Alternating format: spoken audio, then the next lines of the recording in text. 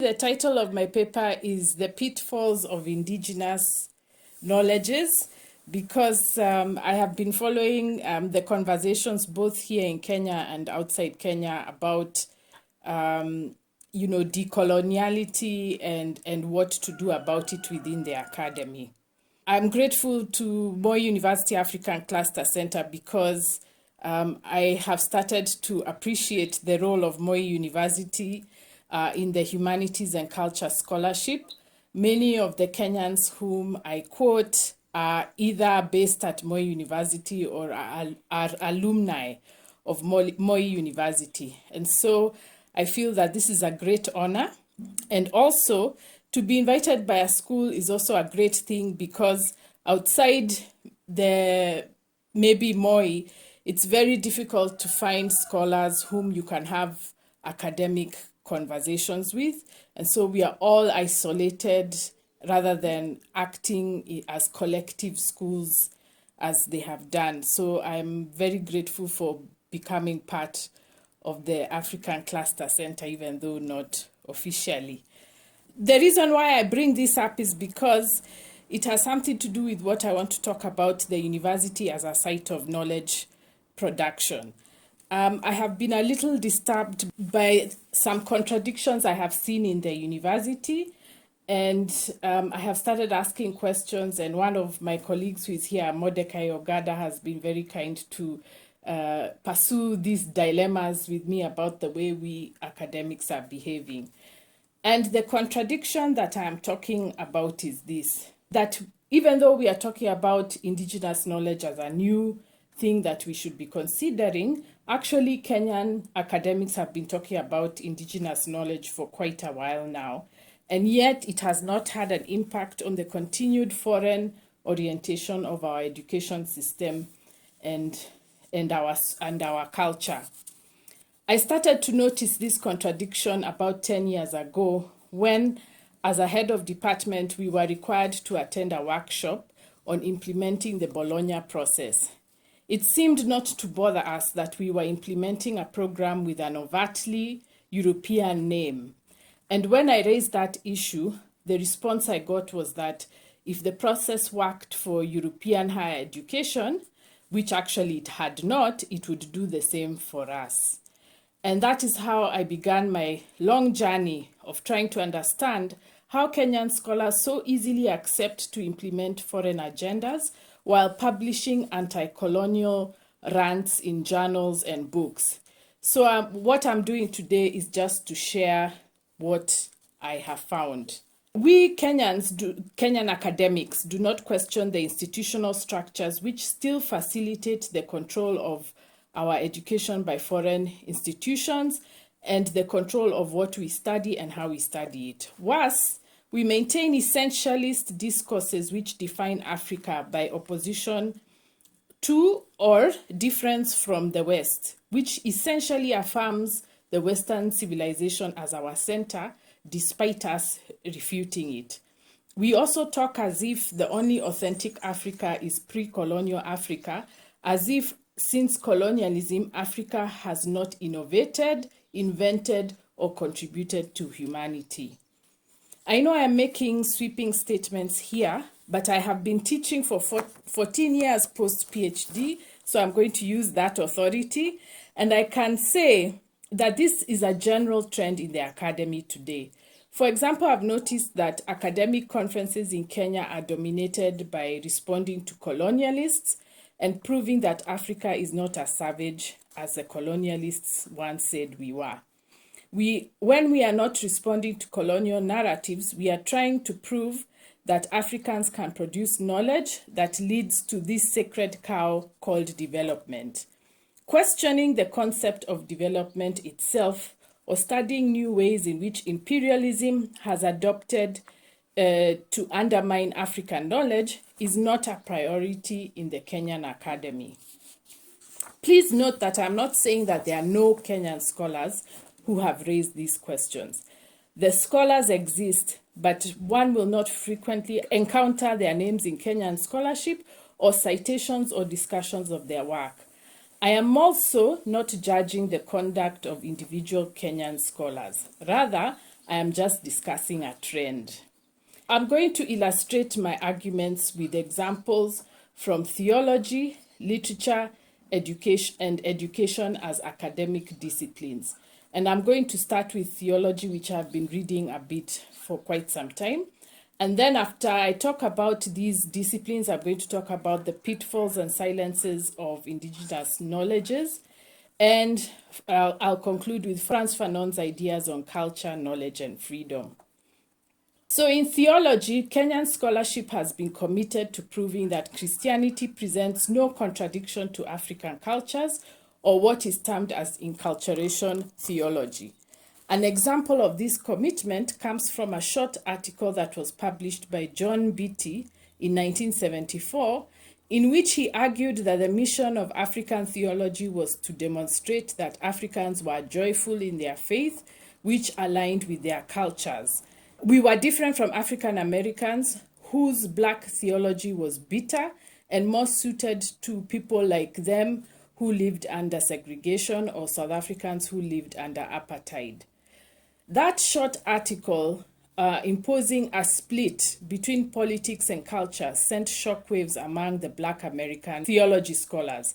In response to Mbiti, Archbishop Desmond Tutu wrote that African theologians would do well to remember that neocolonialism still determined the destiny of the so-called independent African states, and so African theologians would do well not to let go of the liberation theme.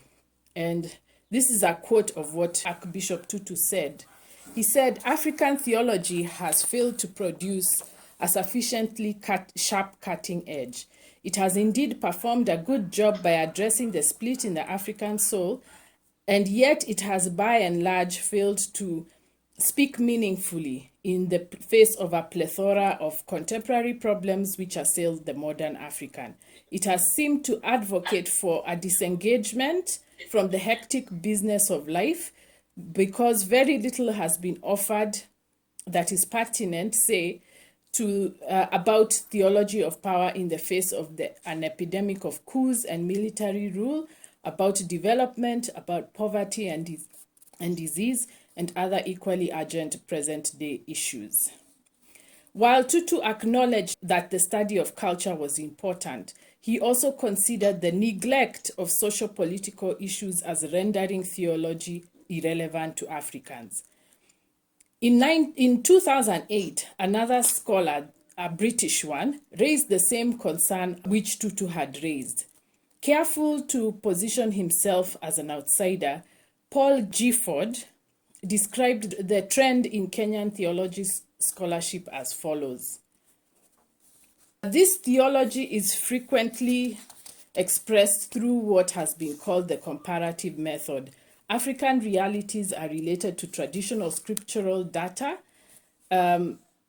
or to Christian values and ideals. So many articles take as their starting point the cultural practices of an ethnic group, often one's own, suggesting that these reveal something valuable that should be incorporated into Christianity. In fact, sometimes the article consists of mainly cultural exposition with only a few observations near the end along the lines of "the church must therefore." Given this format, and perhaps because of the predominantly Catholic practitioners, this theology is not particularly linked to any biblical motifs or elaborated in terms of any narrowly biblical exposition. There are few attempts to present culture theology as biblical in any hard sense.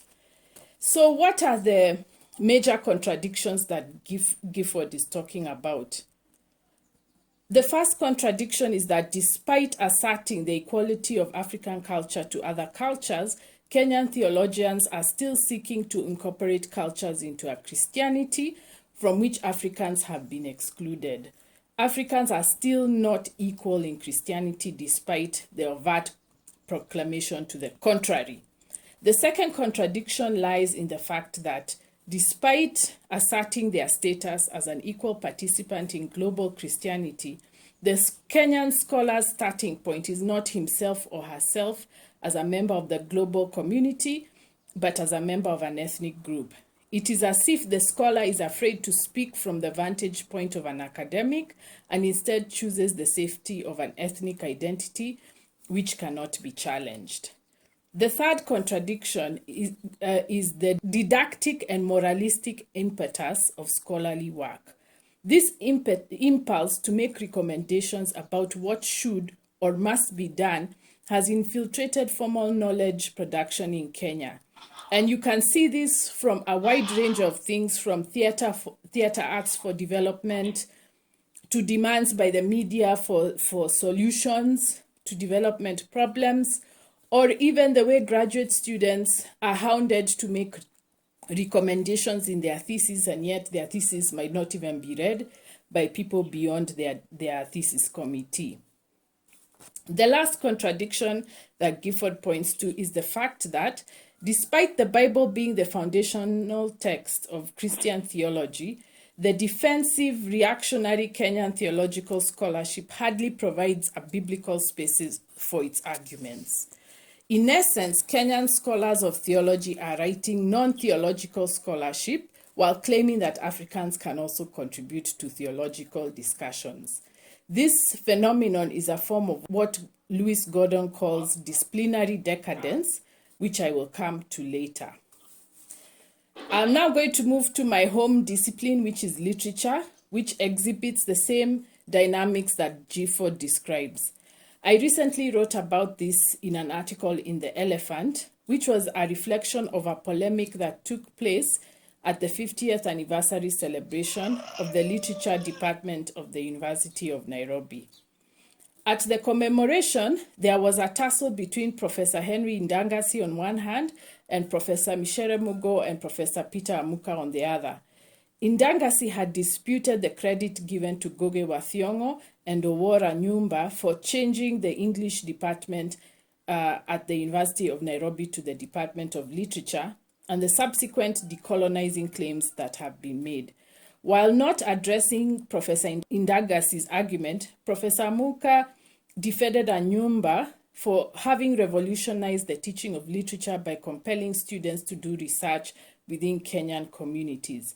For her part, Professor Mugo recounted the struggles to Africanize the curriculum of literature in schools and the replacement of British staff with African ones at the Ministry of Education.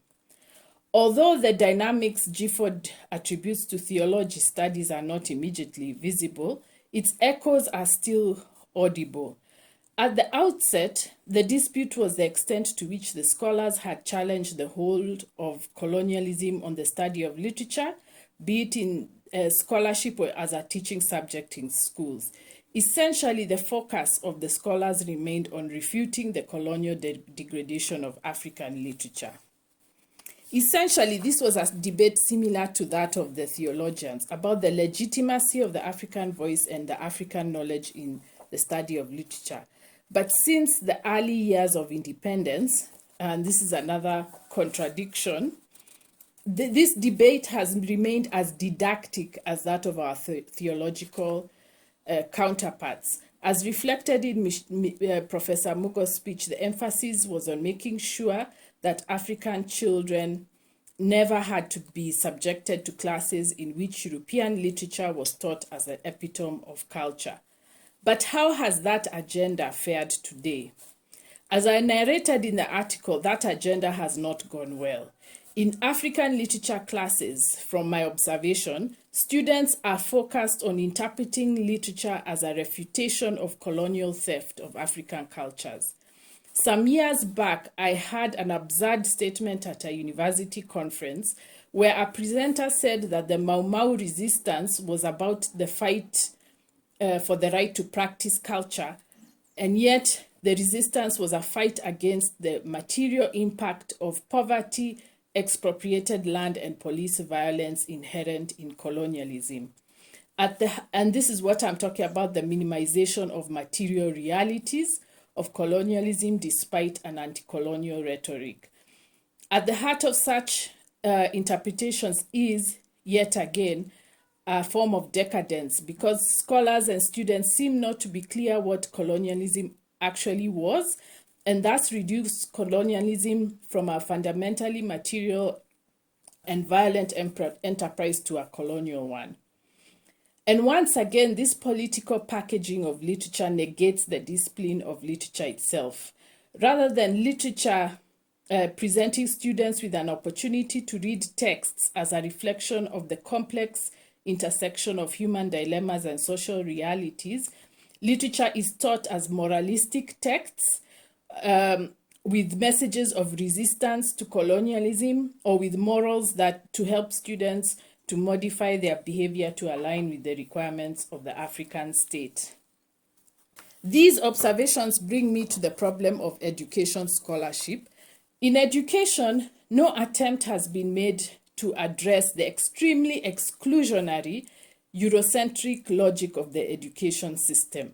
Our school systems have been replaced on the recommendation of foreign experts, while local education scholars remain preoccupied with the success of the implementation of those recommendations. Ideas about Africans needing only technical skills are extremely racist, but they do not raise an eyebrow, let alone a rebuttal from educationists. Yet studies will still focus on the indigenous content of the school curriculum. In higher education, Kenyan scholars uncritically employ neoliberal terms such as benchmarking and internationally competitive graduates, which betray a concern with foreign-defined goals of education. They do not question the interests of those external ideas or even whether those concepts should apply to Kenya. The question, what is education for, is rarely explored by academics beyond the neoliberal framework of job market and economic development. A glance at the studies and theses on competency-based curriculum are, like theology, dominated by concerns about implementation rather than a philosophical consideration of the reforms.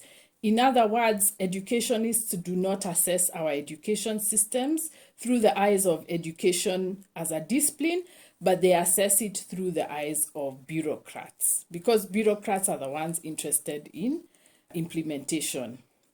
Through all these examples, there's a conflict between the triumphs and causes which academics talk about and the reality. What accounts for these contradictions? Is it that academics are ignorant or hypocritical? I want to suggest that the problem here is an institutional one.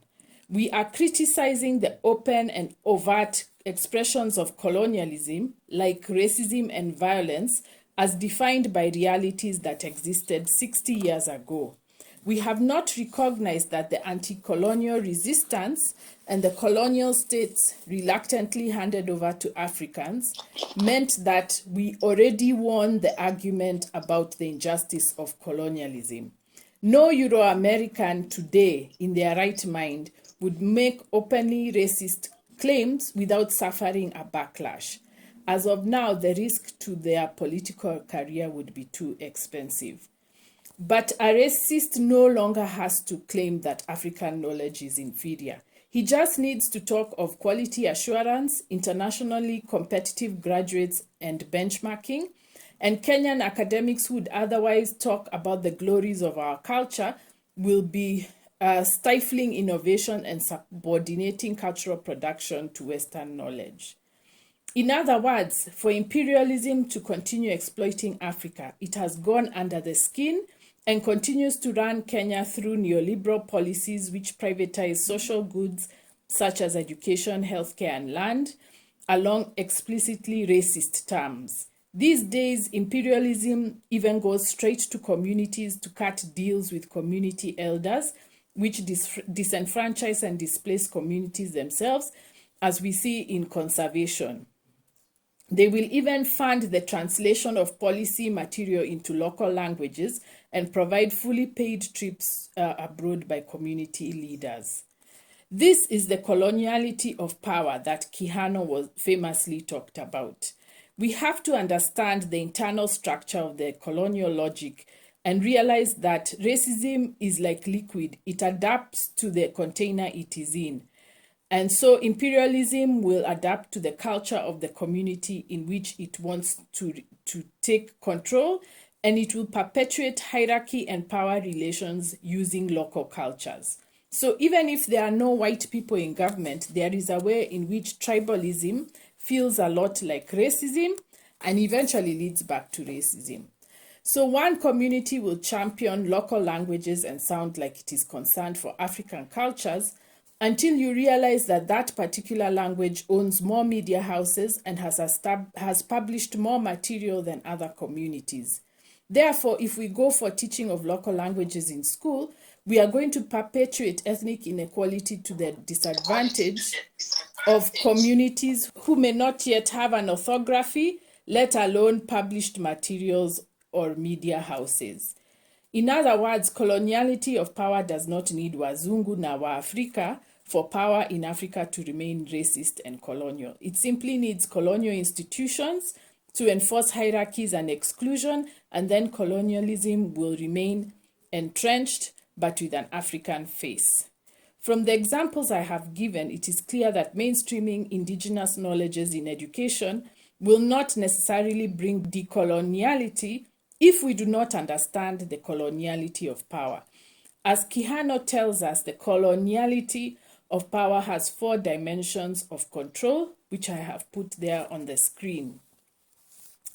And as you can see from the list, the university system in which we are placed covers all 4 areas. For instance, and that's what I've written in the next row, our labor is exploited in a system where we have faculty teaching on permanent part-time contracts. This has implications for knowledge and for even the dignity of our part-time colleagues, but this is not an issue we address as full-time faculty. Under its authority, we have a certification system that gives the university privilege as a site of knowledge over other forms of cultural production in Kenya. Under gender and sexuality, the university is notoriously sexist and tribalist. And I'm not talking simply about universities being dominated by an ethnic group. Many ethnic groups are grossly underrepresented in the faculty and student bodies and in the production of knowledge.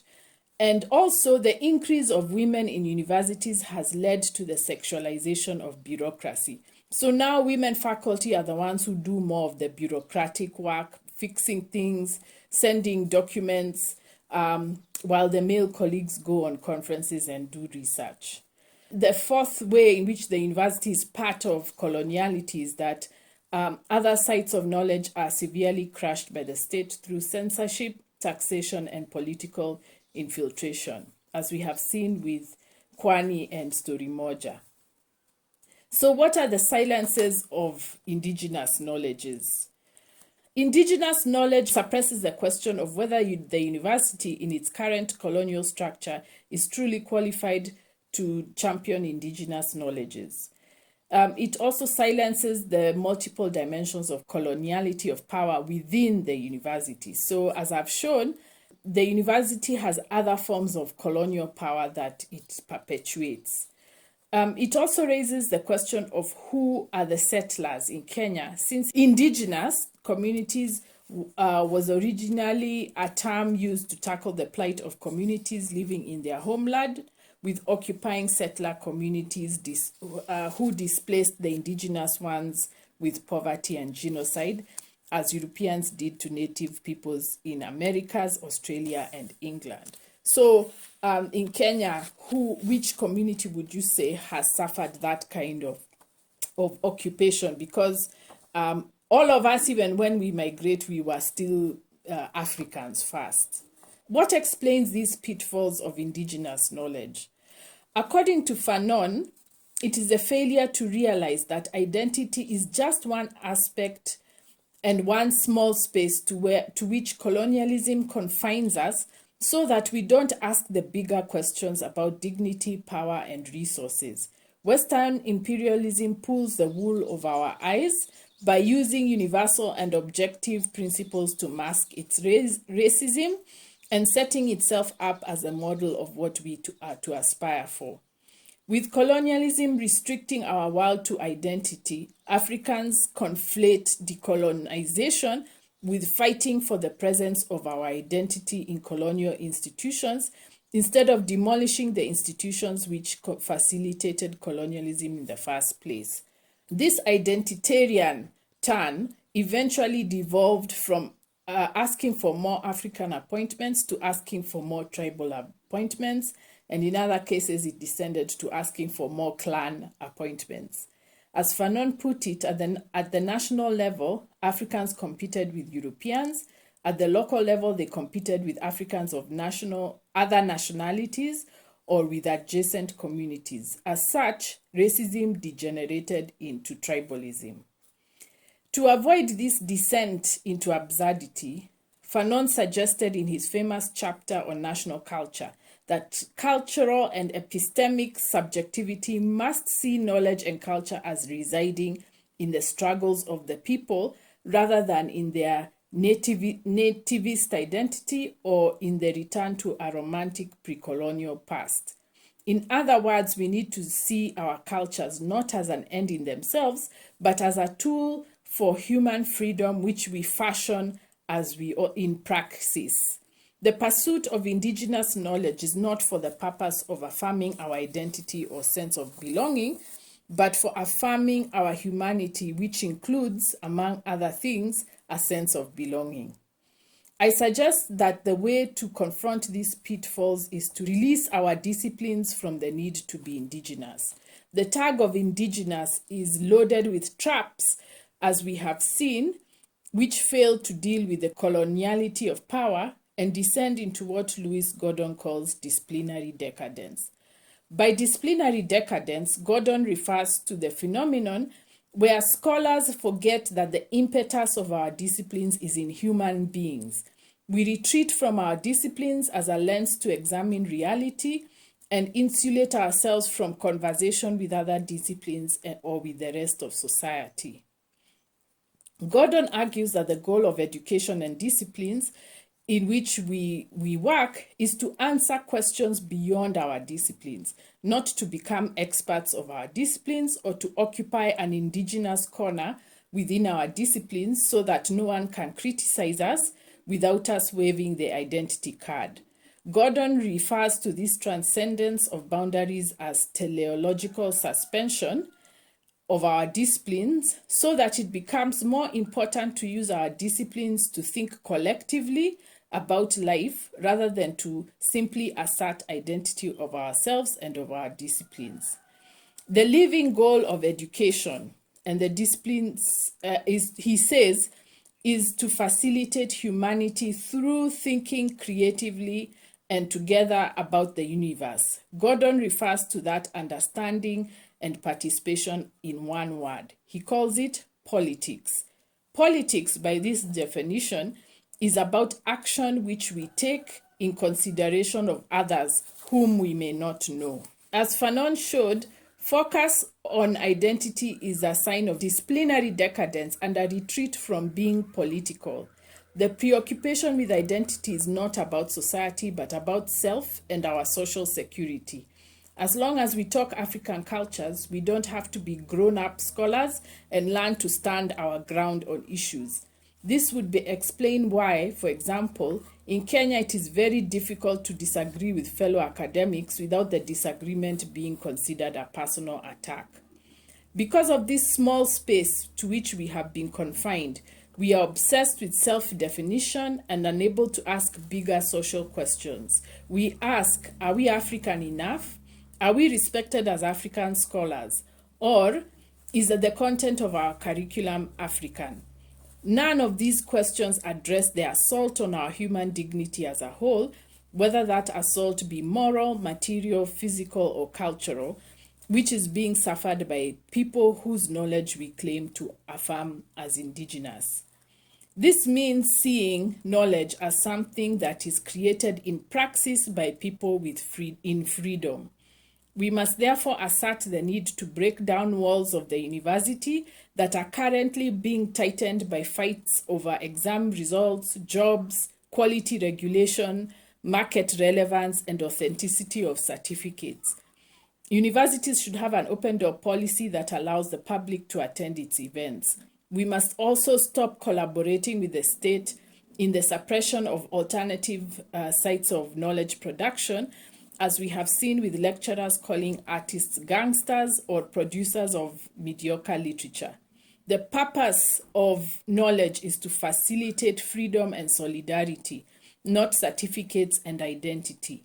We need to ask questions broader than about what we know and how we know it, and instead ask, what does our pursuit of knowledge serve humanity?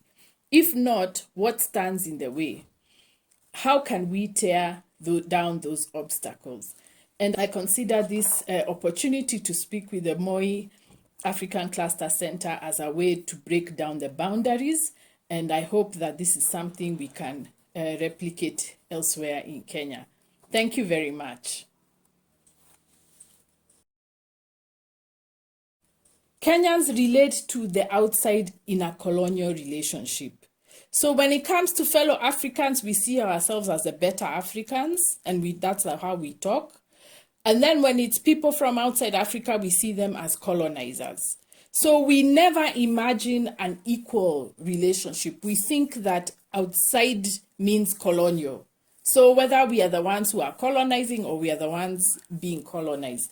And you see, these are the kinds of conversations we need to have rather than keeping on talking about the white man stole our culture. You know, what is it that makes us read relationships in this way? And that kind of hierarchy then infiltrates even all our other relationships when it comes to tribe, gender, economic class. We always look at relationships in terms of are you above or below me in the hierarchy.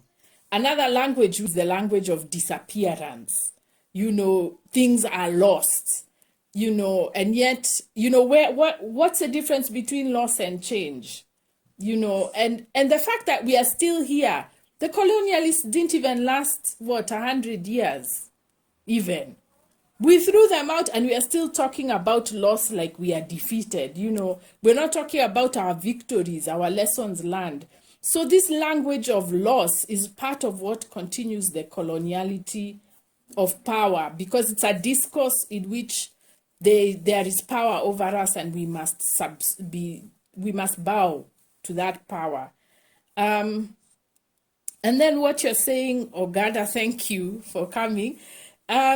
Yeah, the disciplines don't talk to each other. In fact, we fight each other. And especially when we've been given this language of being market-oriented. So the people who feel they're more market-oriented are the ones who are saying that we are useless, we don't have anything to contribute. And when you try to say, but what does it mean for your students who have no idea about the world they live in and which they would learn from the arts, then, you know, there's no answer. But I wanted to also say, I didn't have time to say it, about politics. Politics is about thinking of actions beyond ourselves. Whenever we say things, we need to think, what does it mean for others? And so these people who are fighting to keep these barriers, they are not thinking of what does it mean for the graduate who has no knowledge of the environment. What does it mean for somebody who is doing journalism and can't write? They don't think politically like that and say, for the sake of that person, even if it's risking our department, we better just let them do the arts, or we better just let them have a course in the sciences. So this is how we are kept apart. And I think our focus on tribe has made us think that the only way we are kept apart is through ethnicity. But we are kept apart by the rules. These rules and market language are the ones that are also dividing us within the academy. As long as we don't challenge that, we don't have dialogue in the university. We also have a very bad culture in the university of not sharing what we learn. And that's why I was saying this invitation by the African Cluster Center is really good, because they have opened themselves, they have invited us to have a dialogue, which is honestly very rare. In fact, some of us, I think it was Dr. Pastor who was saying yesterday, you know, a lot of faculty end up talking more abroad than within their own institutions. So this is really a good initiative, and I hope it will continue. Or we just pull down the walls of Jericho. We just remove these barriers. Why are there barriers in the first place? Why are we not allowing people to come listen in the universities to knowledge production? Why are we not standing up for artists when they are censored by Ezekiel Mutua? There are so many ways in which knowledge is crushed in Kenya, and academics say nothing, and that's why they came for the artists. We said nothing because we were not artists. Now IMF has come for us. They have put us, the universities, on some of the conditions for the debt, for the debt payment. So we've not been saying anything about the lack of spaces for ordinary Kenyans to generate knowledge and culture and innovation. We talk so badly about them in the newspaper, and then now the IMF has come for us, and we are silent. And I'm sure even regular Kenyans will not sympathize, because we've been the ones who have been sneering at them before. So we have so many barriers, and I think if we remove those barriers, there would be no indigenous, because indigenous is a term for exclusion. It's a recognition that you have excluded people. So why not we just do away with exclusion and make the idea of indigenous irrelevant? And in fact, actually, that's why we focus on indigenous, because we don't want to talk about those barriers. The barriers that I'm talking about. Like I said, like when I asked about why are we implementing foreign programs in universities, I got no answer, because that's not what we are supposed to talk about. The commission would be more interested in how many women are coming for our meetings. But they're not answering the questions of this woman, so what's the point? If you look at the education scholarship, I'm telling you, it is so shocking. The questions you are raising, imagine that nobody has raised it. What the professors of education do is that they just write about this commission, that commission, 844, CBC, and that's it. They ask about implementation. Nobody asks, but why are we taking people to school? Is this the education system we want? Why is the school system so violent? The education scholars are not asking those questions, and that's why I'm saying it's a form of decadence. And yet, even though they're not asking those questions, the next day you'll see somebody writing a paper on the incorporation of indigenous knowledges in their curriculum. Who cares if it's indigenous when kids are being beaten, when kids are not being allowed to be creative and curious? And I also want to say that applies to the teachers. One of the things I noticed with this CBC change is the complete madharau for teachers. We don't allow teachers to bring their knowledge to the education system. We don't allow them to give us feedback on what are the things they are seeing in the classroom. Now with CBC, up to the what do you call it? The teaching activities are being dictated from Nairobi, and the teachers are being told to implement whether that agrees with their kids or not. So the education system is completely colonial in its orientation and in its structure. And unfortunately, that is what I found out the hard way by trying to ask the questions about CBC. The reason why it cannot change and why we got the change we got is because the education system is solidly colonial, and nobody wants to talk about it, because we all hope to become professors and join the government as cabinet secretaries and permanent secretaries. So the academy has a lot of soul searching to do so that we can dismantle this very colonial institution.